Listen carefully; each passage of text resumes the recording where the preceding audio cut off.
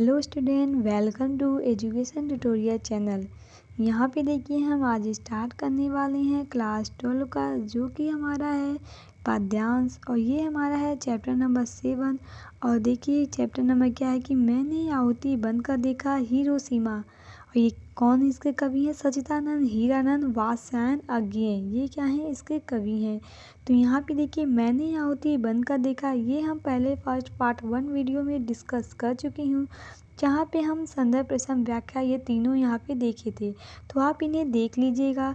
आगे हम यहाँ पे डिस्कस करने वाले हैं हिरोशिमा, जो कि हम आपको संदर्भ, प्रसंग, व्याख्या ये तीनों बताएंगे। तो आइए चलिए स्टार्ट करते हैं हिरोशिमा। देखिए ये हमारा है हिरोशिमा। पहला यहाँ पे लिखा है, एक दिन सहसा सूरज निकला, अरे क्षितिज पर नहीं नगर के चौक, धूप बरसी पर अंतरिक्ष से नहीं फटी मिट्टी से। तो यहाँ पे सबसे पहले अगर हम थोड़ा मतलब बाहर लेवल से देखे जाए तो हिरोशिमा जो है वो आप जानते ही हैं। हिरोशिमा कौन है? हिरोशिमा के बारे में आपने पढ़ा होगा। यहाँ पे क्या हुआ था, अमेरिका के द्वारा बम गिरा दिया गया था।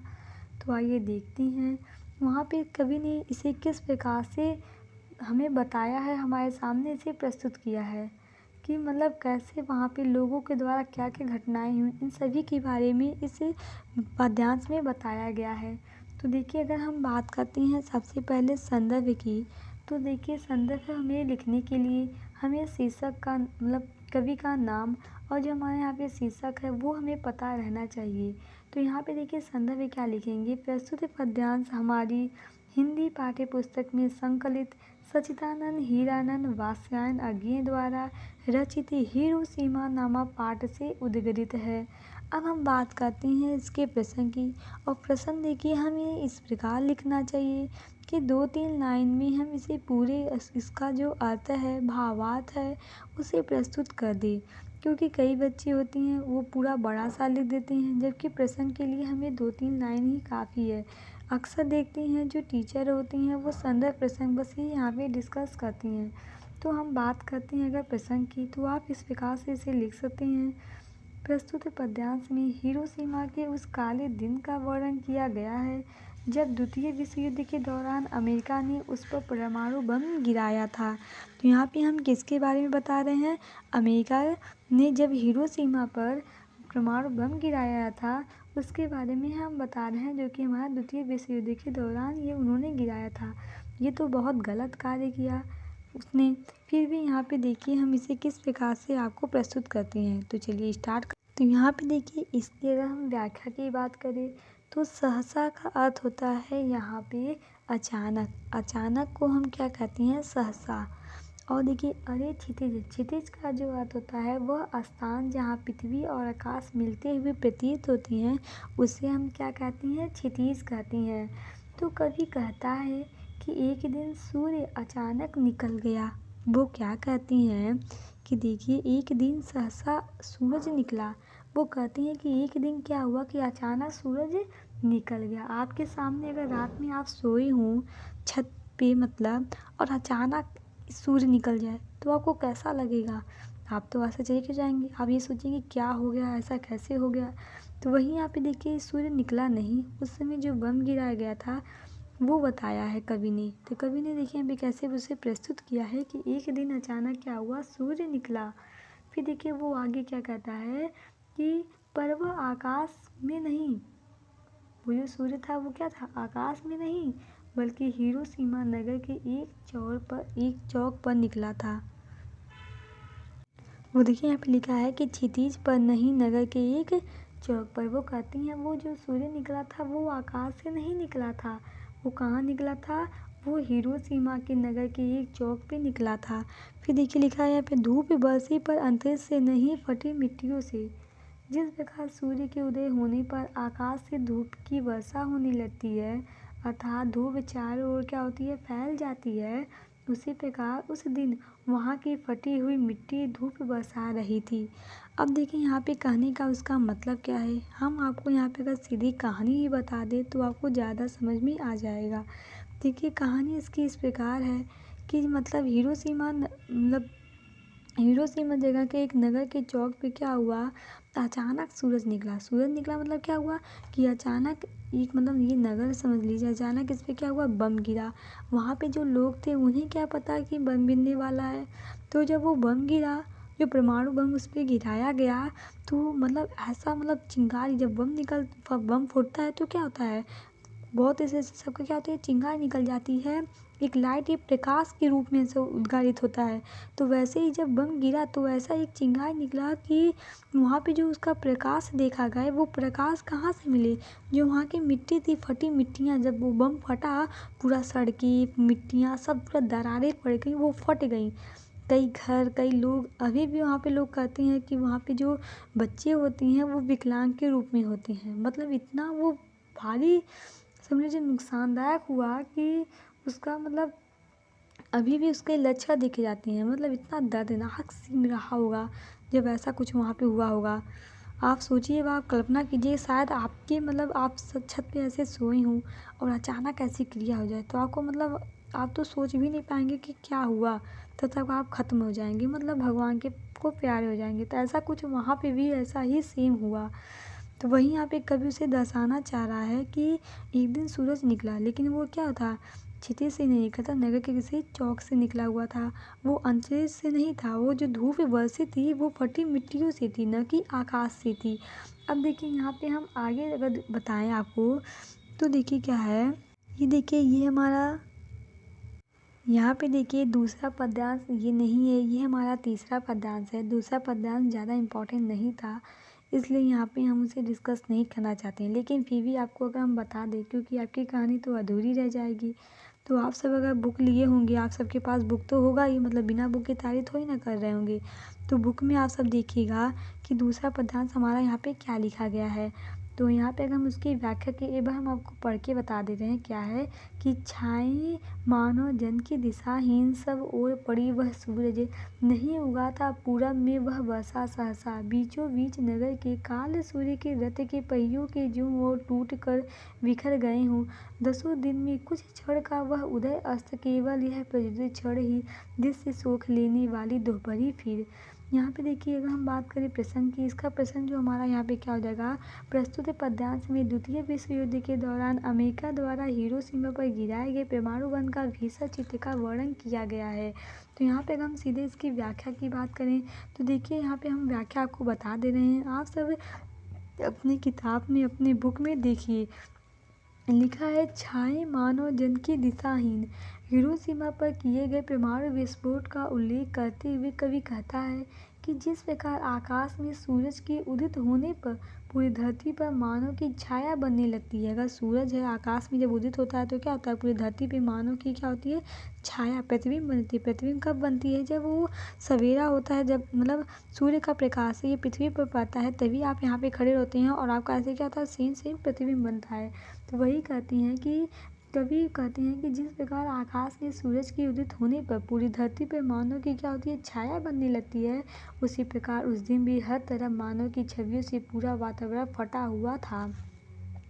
वो क्या कहते हैं कि पूरा वातावरण जो था वो फटा हुआ था, पर वे छवियां दिशाहीन होकर यूं ही धरती पे चारों ओर बिखर पड़ी थी। उस दिन का सूर्य प्रतिदिन की तरह पूरब से नहीं उगा था, वरना उसका उदय अचानक ही हिरोशिमा के मध्य स्थित भूमि से हुआ था। उस सूर्य को देख ऐसा आभास हो रहा था जैसे काल अर्थात मृत्यु रूपी सूर्य रथ पर सवार होकर उदित हुआ हो और उसके पहियों के खंडे टूट टूट कर उधर उधर दसों दिशाओं में जाकर बिखर गए हों। देखिए यहाँ पे कहने का मतलब क्या था कि वो बता रहे थे कि जो वो सूर्य है, वो मतलब सूर्य नहीं, मतलब जो बम है वो उस पूरब से नहीं निकला था। सूर्य तो पूरब से निकलता है, लेकिन जो बम था वो पूरब से नहीं गिरा था या पूरब से नहीं निकला था। वो कैसे गया था, वो ऐसे ही यूं ही गिर गया। और जो मतलब उससे जो पहिए थे, वो कह रहे हैं कि वो पहिए के डंडे टूट टूट कर इधर उधर ऐसे बिखर दसों दिशाओं में क्या हुए थे, बिखर गए थे। आगे वो कहते हैं कि परमाणु विस्फोट के रूप में सूर्य के उदित होने और उसके अस्त होने की वे दृश्य क्षणिक थे, अर्थात वे प्राकृतिक सूर्योदय और सूर्यास्त का ही तरह धीरे धीरे निश्चित समय अनुसार आगे बढ़ने की प्रक्रिया के बंधन में बंधे न थे, और न ही उन दोनों दृष्टों के मध्य दिन भर का फासला ही था। यहाँ परमाणु विस्फोट के संदर्भ में सूर्य के उदित होने का अर्थ है कि विस्फोट के दौरान अत्यधिक मात्रा में प्रकाश और ताप का निकलना और सूर्य के अस्त होने का अर्थ है। विस्फोट के बाद अत्यधिक मात्रा में निकले धुआं के कारण वातावरण में उत्पन्न अंधेरा छा गया था। फिर आगे देखिए कवि क्या कहते हैं कि मानवीय गतिविधियों के दुष्परिणाम स्वरूप उत्पन्न दोपहर का वह उज्ज्वलन क्षण अपने आप से वहाँ के दृश्यों को भी सोख लेने वाला था, अर्थात परमाणु विस्फोट रूपी वह सूर्य अपने हानिकारक प्रभाव से सबको जलाकर राख कर देता था। अब हम आगे बात करते हैं जो हमारा तीसरा पद्यांश है, ये छाए मानो जन की नहीं मिट्टी लंबी। ये देखिए बहुत इंपॉर्टेंट है, कई बार ये पेपर में पूछा जा चुका है, तो यहाँ आप सब इसे ध्यानपूर्वक देखिएगा क्योंकि ये बहुत इंपॉर्टेंट है और ये हो सकता है कि आपके पेपर में सेम ऐसे ही छप जाए। तो आप जब इसका अर्थ नहीं समझेंगे तो आपको पेपर में आप कुछ लिख नहीं पाएंगे। तो यहाँ पे अगर हम बात करते हैं सबसे पहले प्रश्न की, तो यहाँ पे देखिए संदर्भ तो हमारा वही रहने वाला है क्योंकि संदर्भ में हम कुछ बदलाव करेंगे नहीं, सेम वही रहेगा। प्रसंग की बात कर रहे हैं, प्रसंग में देखिए क्या लिखेंगे, प्रस्तुत पद्यांश में द्वितीय विश्व युद्ध की उस भीषण तबाही का उल्लेख किया गया है जिसका कारण था अमेरिका द्वारा हिरोशिमा पर परमाणु बम गिराया गया था। देखिए जो अमेरिका है वो हिरोशिमा के साथ साथ नागासाकी में भी बम गिराया गया था, लेकिन यहाँ पे हम डिस्कस कर रहे हैं सिर्फ हिरोशिमा के बारे में, तो यहाँ पे हम हिरोशिमा के ही बारे में जानेंगे। तो आइए से हम व्याख्या के जरिए आपको बताते हैं। देखिए लिखा है, छाए मानो जन की नहीं मिट्टी लंबी होकर। देखिए कवि कहता है कि हिरोशिमा पर किए गए परमाणु विस्फोट के दुष्परिणाम स्वरूप, मतलब कवि कहते हैं कि हिरोशिमा पे जो दुष्परिणाम हुआ, जो उसका मतलब बुरा हाल हुआ, वो स्वरूप उत्सर्जित विकिरणों और ताप ने मानव को जलाकर वाष्प में बदल दिया। छाए मानो जन की नहीं मिट्टी लंबी से होकर, मानव की सब भाप हो गए। छाए तो अभी लिखी हैं, छाएं भी अभी लिखी हैं। इनका कहने का देखिए मतलब क्या है, यहाँ पे वो कहते हैं कि परमाणु विस्फोट के दुष्परिणाम स्वरूप उत्सर्जित जो विकिरण थे, ताप ने मानव को जलाकर वाष्प में क्या क्या बदल दिया, किंतु उनकी छाएं लंबी होकर समाप्त नहीं हो पाई। आगे लिखा है, झुलसे हुए पत्थरों पर उजड़ी सड़कों की गज गई। वो कहते हैं कि विकिरणों से सुलझे झुलसे हुए वहाँ के पत्थरों तथा क्षतिग्रस्त हुई सड़कें की दरारें पर भी मानवीय छाएं आज भी विद्यमान है और मौन होकर उस भीषण त्रासदी की कहानी कह रही हैं। मतलब कहती हैं कि इतना भीषण वहाँ पे मतलब ऐसा कुछ हुआ कि जो सड़क थी वो क्या हुई, जैसे दरारें पड़ गई, जैसे फट गई थी, वो आज भी वहाँ पे मालूम चलती हैं। अब देखिए आगे क्या है, मानव का रचा हुआ सूरज मानव को भाप बनाकर सूख गया। देखिए ये मानव के द्वारा ही बनाया गया यंत्र था परमाणु बम, और मानव को ही क्या किया, भाप गया, मानव को ही निकल गया वो। ऐसा मतलब इतना दर्दनाक सीन हुआ वहाँ पे, आप सोचेंगे तो अगर आप सोचें उसे दिल से तो आपकी रूह कांप जाएंगी उस चीज़ को महसूस करके। वहाँ पे सोचिए वो लोग कैसे उस चीज़ को सहन किए होंगे। आगे वो कहती हैं, कभी आकाशीय सूर्य को मानव निर्मित इस सूर्य की तुलना करता हुआ कहता है कि आकाश का सूर्य हमारे लिए क्या है, वरदान स्वरूप है। आकाश हमें सूर्य, जो आकाश में जो भगवान ने हमें एक मतलब प्रकृति ने जो हमें सूर्य के रूप में एक तारा जो दिया है, वो क्या है, एक वरदान है हमारे लिए कि हमें पृथ्वी पर इतना प्रकाश दे रहा है जिसकी वजह से हम क्या है, यहाँ पे हैं स्थित। फिर वो कहती हैं, उससे हमें जीवन मिलता है, सूरज से हमें क्या मिलता है, जीवन मिलता है। परंतु मनुष्य रचित यह सूर्य, लेकिन यह मनुष्य के द्वारा जो बनाया गया परमाणु बम है, परमाणु बम को उन्होंने सूर्य माना है, तो वही कहती है कि जो बनाया गया बम है वो अति विध्वंस है, मतलब अति हानिकारक है, अति हमें, क्योंकि इसने अपनी विकिरणों से मानव को, अपने विकिरणों को से मानव को वाष्प में परिणत कर उसकी जीवन लीला ही समाप्त कर दी। आगे वह कहते हैं कि पत्थर पर लिखी हुई है जली हुई छाया मानव की साखी है। पत्थर पर विद्यमान मानव की जो छाया इस सच का क्या है, जीता जागता इस सबूत है। मतलब पत्थरों पे ऐसी छवि अंकित हो गई कि वो उसे देखकर ऐसा लगता है कि वाकई में वो क्या ऐसी दर्दनाक सीमें वहाँ पे, ऐसी दर्दनाक सीम ऐसी वहाँ पे घटित हुई होंगी।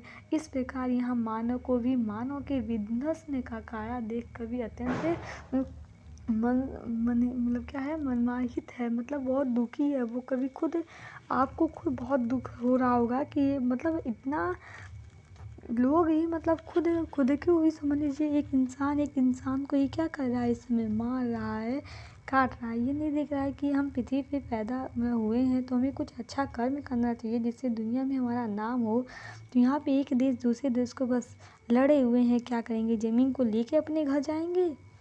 जब मृत्यु होगी तो क्या ज़मीन को साथ में लेकर जाएंगे, लेकिन नहीं, हल्का सा इधर ना कोई बढ़े इधर ना कोई बढ़े, इसी में सब लड़ मिटते हैं, कई लोगों की हत्या कर देते हैं। आप देखते होंगे वो लद्दाख वाला सीन जम्मू कश्मीर में, वो जम्मू कश्मीर के लिए पाकिस्तान और भारत में हमेशा होती रहती है, क्या मतलब छोड़ी जाने दीजिए, जैसे देश की बात है।